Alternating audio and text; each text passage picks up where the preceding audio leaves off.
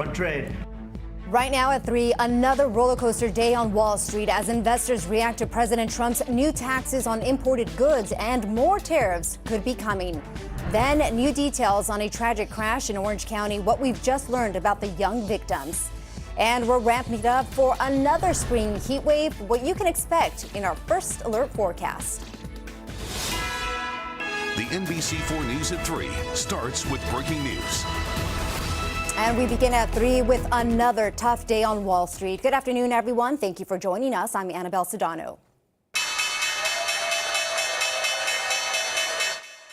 Traders tried to speculate when the market would bottom from President Trump's tariff turmoil, while more business leaders warn of a potential recession.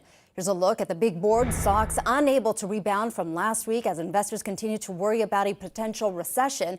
NBC4's Conan Nolan has the latest from the newsroom. Conan. That's right. This is day 3 of the stock market sell-off on Wall Street and new concerns about a recession. How to plan for the future if you aren't sure what the plan is. Are the president's massive tariffs the new normal or just an extension of the art of the deal? Mr. Trump this afternoon was at the White House. As you see some of the numbers off Wall Street today, again, a bad day. The president meeting with the Israeli Prime Minister Benjamin Netanyahu, who's seeking relief from the 17% tariffs Mr. Trump has slapped on his country, one of America's closest allies. This while there was more saber rattling with the nation's biggest rival and trading partner, that is China. Mr. Trump threatening China with doubling tariffs from that country if China doesn't drop the 34% tax on American goods it imposed in response. And this from Jamie Dimon of J.P. Morgan Bank saying, yes, a recession may be on the way. Even Elon Musk was over the weekend disputing whether or not tariffs are a good idea. But the president a little while ago was asked, is he talking about permanent tariffs or is this a negotiation? You're talking about negotiations, and yet others in your administration are saying that these tariffs are actually permanent. What is the action? Well, it could be. They can both be true. There can be permanent tariffs, and there can also be negotiations. Virtually every country wants to negotiate. If I didn't do what I did over the last couple of weeks, you wouldn't have anybody who wants to negotiate. The president talking again with the Israeli prime minister there. He's going to announce on Wednesday more possible tariffs. And there was a question as to whether or not he would delay that or if there's any effort at delaying, taking a pause. In fact, there was a rumor on the floor of the stock exchange today that there was going to be a delay. That drove stocks up. And then they found out it was a rumor not based in fact, as the White House said, no, the tariffs are permanent. So once again, a bad day on Wall Street, predictions of a recession. The president is saying not to worry. The nation will be better off in the long run. I'm Conan Nolan, NBC4 News. And we are definitely monitoring it. Conan, thank you very much for that. New at 3, the man from Maryland who was wrongfully deported to El Salvador will not return to the U.S. tonight. Today, the Supreme Court temporarily blocked a federal judge's order to bring back Kilmer Abrego Garcia by midnight. Last week, the Trump administration admitted he was mistakenly deported over alleged ties to violent gangs. His lawyer says he doesn't have a criminal record and lived in the U.S. legally with a work permit. The justices now have more time to consider this case. Meantime, the man being questioned in the death and disappearance of a teenager from Sun Valley is scheduled to appear in court today on a separate and unrelated charge. LAPD officers tracked down 43-year-old Mario Edgardo Garcia Aquino. According to multiple law enforcement sources, he was questioned about the teen's death and booked on a warrant for, again, the unrelated sexual assault case. The teen's family says Garcia Aquino was a soccer coach who provided the teen individual lessons. They say the coach invited the 13-year-old to work for pay at his home in Lancaster, but Oscar never made it back home. Again, today's arraignment is over an unrelated sexual assault charge.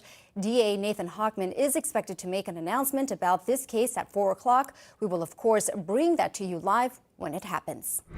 New details in a weekend crash that killed 4 young people in Santa Ana. 6 friends were inside the car when it collided with a tree late Saturday night. A memorial is set up at the crash site on Segerstrom Avenue near Townsend. The 18-year-old driver was killed along with 3 of his passengers, and a 13-year-old is brain dead from that accident. The group was made up of classmates and 2 sets of sisters, some about to start their spring break.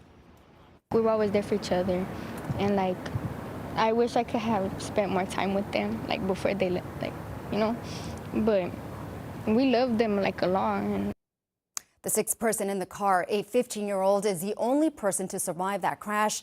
Santa Ana police tell us the car was speeding, and it's likely alcohol and drugs also played a factor. The Santa Ana Unified School District confirms some of the victims were students at Valley High School and Carr Intermediate School. They sent us a statement saying they are working closely with local law enforcement, and our focus remains on supporting the students, staff, and families affected by this tragedy. Happening today, jury selection began this morning in the new trial for an Orange County judge accused of murdering his wife. You may remember the first trial for Jeffrey Ferguson ended in a mistrial last month. His defense claims he accidentally discharged a gun, shooting and killing his wife at their Anaheim Hills home in 2023. Opening statements could begin as early as tomorrow.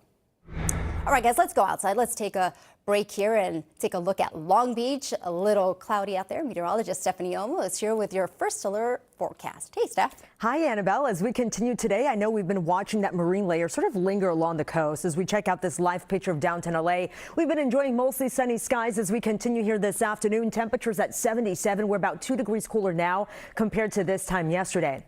Satellite and radar. So again, it was earlier today. We had some fog right along the coast and sort of lingered a little bit longer along the coast there in Orange County. But other than that, we've been enjoying plenty of sun across the region here. So the clouds really not much of an issue. As we zoom out, we have this high pressure system that is sitting nearby.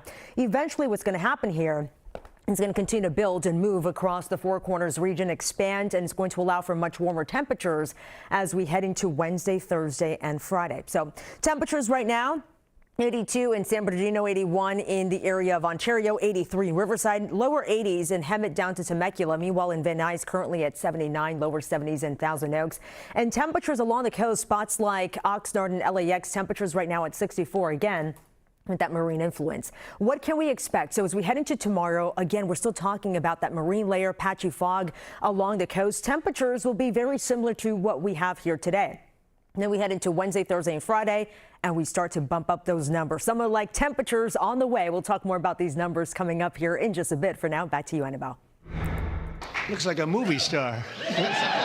He's got a good future, I'm telling you. You heard him there, President Trump, with a shout out to Shohei Ohtani as the Dodgers celebrated their 2024 World Series title with a visit to the White House. NBC4's Olivia Garvey was there for that meeting with the president as the team gets ready to face the Nationals in less than an hour. Take a look. What a morning at 1600 Pennsylvania Avenue. President Trump welcoming the Dodgers and celebrating that 2024 World Series championship in the East Room. We were the only local news station to witness a tradition that acknowledges the best team in baseball.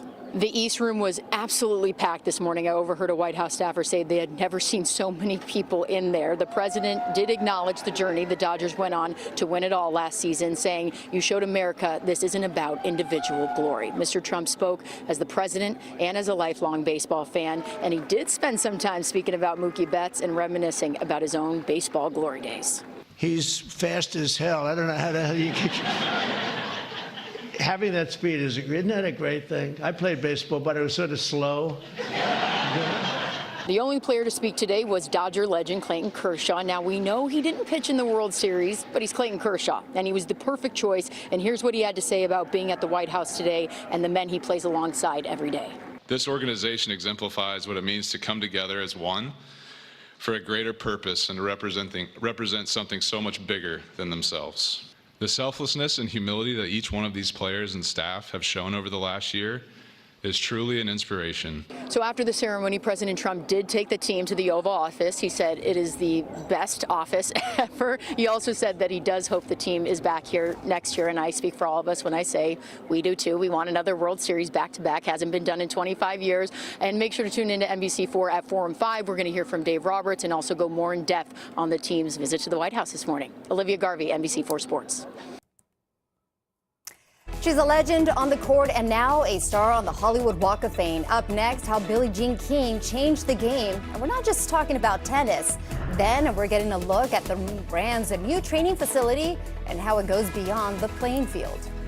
In an NBC News exclusive, we take you deep into the limestone mine where government retirement papers are stored, forming a 20th century bottleneck. And we look at the alarming use of melatonin in daycares across the country when we see you here for Nightly News.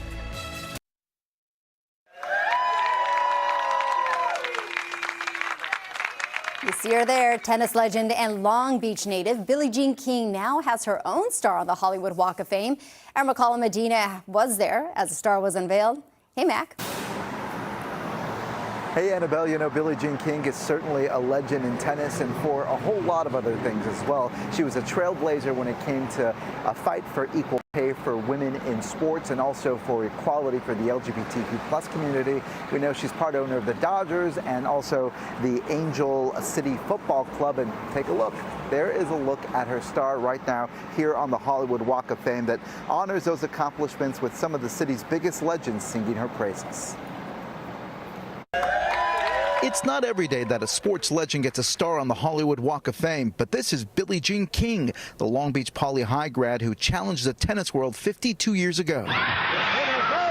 Winning the battle of the sexes to an audience of 90 million. Today, she becomes the first woman to get the sports entertainment star on the Hollywood Walk of Fame. It's great to be the first always, but more importantly, I don't want to be the last. I want it to be a beginning of having new women athletes appreciated. What I love about Billie Jean is that she used her platform to bring about change. Honored by Dodger co-owner Magic Johnson for her fight for equal justice and equal pay for women athletes, something tennis star Maria Sharapova is grateful for as well. The impact she made on my career, the career path that I took, the way that she shaped the tournaments I played, the money I was able to make, her commitment to women all around the world, especially female athletes, is tremendous. Friend and actress Jamie Lee Curtis commemorated King for her fight for LGBTQ+ rights and visibility. That authentic life opened wide the doors for millions and millions and millions of other people to live authentic lives. She's been a real inspiration. And fans appreciate her legacy too, especially those in Long Beach,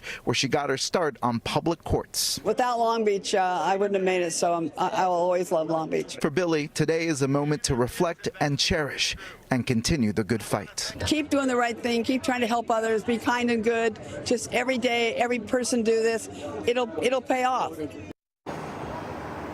Certainly a very humble and remarkable human being. By the way, Billie Jean King's star here is the 2,807th on the Hollywood Walk of Fame.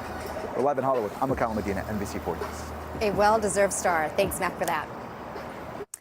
Ice Cube will soon be immortalized in cement at the TCL Chinese Theater. The hand and footprint ceremony is next Tuesday outside the famous Hollywood venue. Ice Cube is a rapper, an actor, an icon, and a big Dodger fan. You may remember seeing a lot of him during the Dodgers World Series. The entertainment mogul is also expected to make a big announcement at the ceremony. All right, guys, let's go outside, taking a live look there at LAX. Our meteorologist, Stephanie O&O, is tracking your first alert forecast. Could we have a replay of what we had over the weekend? Yeah. The weather was fantastic. I know, beautiful weather conditions. We also had a little bit of a light breeze. It was just nice and refreshing across the area here, right? Yeah. And as we continue into the coming days, really not too bad, but changes are happening as we head into mid to late week. Temperatures get even warmer than what we had over the weekend.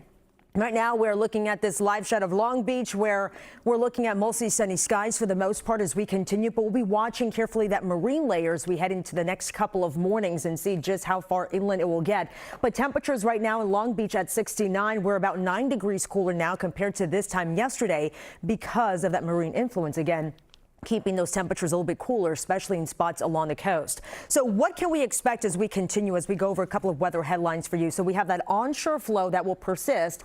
It's pretty weak. Again, we have that high pressure system that's building across the region.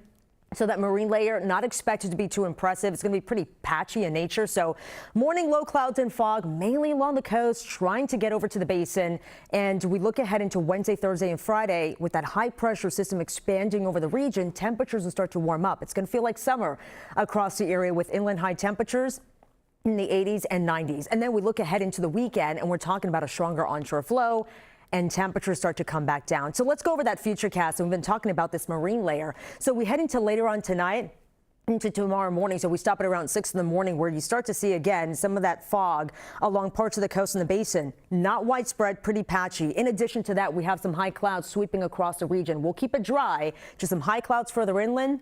and a fog lingering possibly along the coast as we continue through part of the afternoon hours. And again, keeping those temperatures a little bit cooler in spots along the coast. Meanwhile, further inland temperatures will still be pretty warm. We head into Wednesday morning, and again, we're still looking at that patchy fog along the coast and parts of the basin. We'll watch to see if some of that fog makes it over to the valleys, but for right now, it looks to be mainly along the coast and the basin. So high temperatures for tomorrow will be warming into right around 84 degrees in San Bernardino, as well as down to Riverside. In the upper 70s in Anaheim, 82 in Van Nuys, 82 as well in Thousand Oaks. Will be in the mid 70s in downtown LA. High pressure system, as we've been talking about, will continue to shift its way east and build over the area here, allowing for those temperatures to warm up, especially mid to late week or the latter part of the work week. But then as we head into the weekend, that begins to slide its way further east. This is going to give way to this trough of low pressure, and eventually we're looking at a stronger onshore flow thanks to that trough of low pressure moving in as we head into the weekend and cooler temperatures. So how cool are we talking later on as we head into the weekend? So for the basin, temperatures tomorrow mid 70s, then we warm it up a little bit. Wednesday, Thursday, and Friday, we'll keep those temperatures in the lower 80s. For the coast, we'll be in the low 70s Thursday into Friday. Then we head into the weekend and we drop back down into the 70s for the basin. We'll be back down into the 60s for the coastal communities. For the valleys, temperatures at 80 degrees again tomorrow. So sort of similar to what we're looking at here today. Same story for the Inland Empire, and then we start to warm things up Wednesday, especially Thursday and Friday, with those temperatures getting close to 90 degrees. Meanwhile, for the IE, we're actually reaching the 90s. For the high desert, plenty of sun, temperatures gradually warming, as well as for the low desert, triple-digit heat Thursday and Friday. 103 Friday there for the low desert. So for the mountains, plenty of sun here too. We're not expected to see wet weather in the next 7 days and eventually climbing into the 70s by Wednesday. That was your forecast. Back to you, Annabelle. All right, Steph, thank you so much for that. As you know, NBC4 is your home for all things Olympics. And as we look ahead to LA 28, one city in the Inland Empire is hoping to be part of that action. NBC4's Christian Cáceres is live in Temecula, where one of the venues there has the potential for the equestrian competition. Christian. Annabelle, that's right, but I can tell you that right now there's no official news yet, but we do know that the International Olympic Committee, they're meeting later this week, and today we spoke to several businesses here in Temecula, as well as the owner of the Equestrian Center, and they tell me they are hoping for some good news later this week. But I do want to show you on the LA 28 website. If you go to that website, you will see that many of those venues are taking place in LA County. We're talking about Carson, Long Beach, and even downtown Los Angeles. But Temecula is on that list with its Equestrian Center. Well, today we spoke to Ken Smith, the owner of Galway Downs Equestrian Center, which is a 242-acre facility known not just for its multi-purpose facility, but also for hosting large international events. Well, Smith tells me he hopes the International Olympic Committee will make that final decision this week, which he says will jumpstart preparations for the Olympic Games.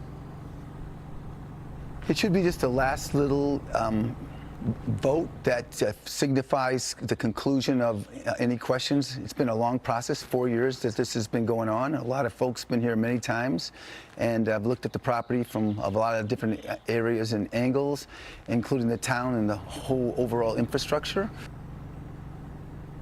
Well, Smith says the city of Temecula has started that planning process, but those details are not public yet, or what that economic impact could be. And just to give you a better idea of what we're talking about, according to Visit Temecula Valley, well, Temecula averages about $1.1 billion in economic tourism with over 3 million visitors annually.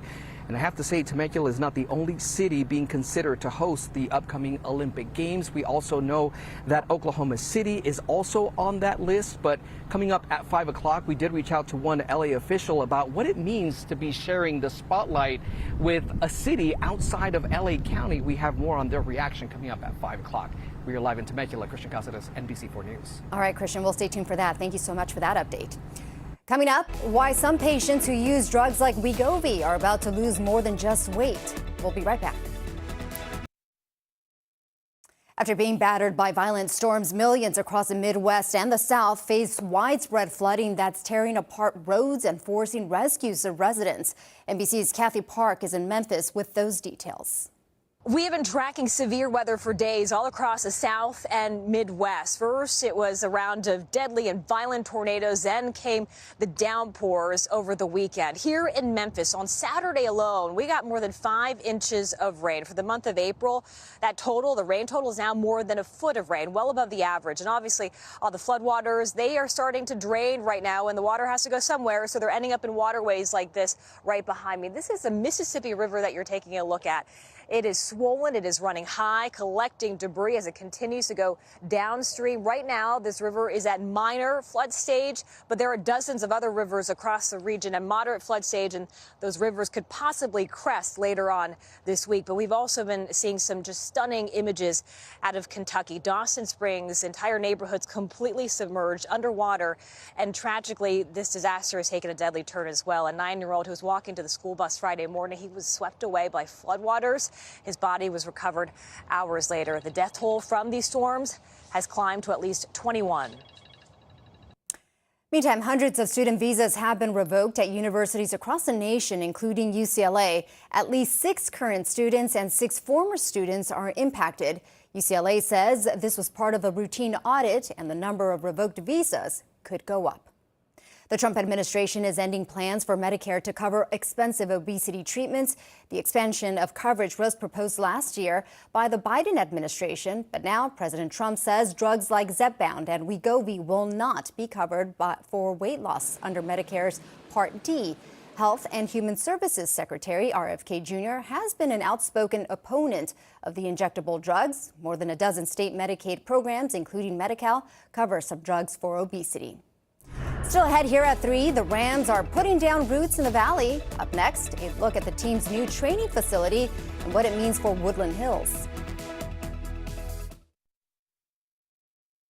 Coachella kicks off this Friday. The music festival dropped its full schedule this weekend with 2 surprises: the addition of 2 previously unannounced acts, Weezer and Ed Sheeran. Lady Gaga, Post Malone, and Travis Scott are some other big names headlining the festival. The Rams unveiled plans for a permanent home. Take a look at the renderings there for the proposed facility at Warner Center in Woodland Hills. The team's headquarters would feature 2 outdoor practice fields, an indoor field, and offices for coaches and employees. The team is also planning to build an entire neighborhood with residential and retail spaces, along with 2 indoor performance venues. But it could take a while to build. The earliest groundbreaking would happen in 2027, and it could take 10 years to complete.